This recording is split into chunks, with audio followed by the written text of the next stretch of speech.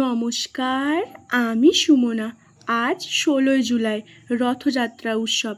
প্রথমেই সকলকে জানাই শুভ রথযাত্রা। আমরা তো সব সময় যাই মন্দিরে জগন্নাথ দেবকে পুজো দিতে, কিন্তু আজ এই দিন, রথযাত্রার দিন, ভগবান জগন্নাথ দেব নিজে রথে চড়ে আসেন ভক্তদের সাথে দেখা করার জন্য।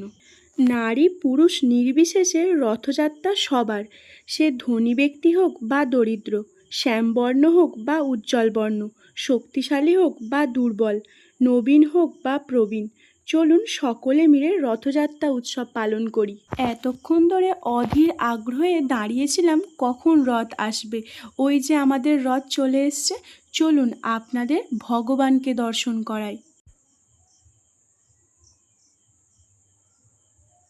ওই যে জগতের প্রভু জগন্নাথ দেব, দাদা বলরাম আর বোন সুভদ্রাকে নিয়ে সুন্দর করে রথের মধ্যে বসে আছেন। শোনা যায় রথের দড়ি টানলেই নাকি মা দুর্গা আসে।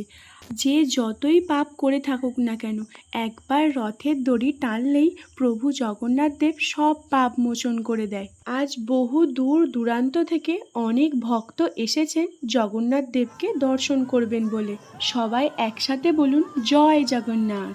জয় জগন্নাথ।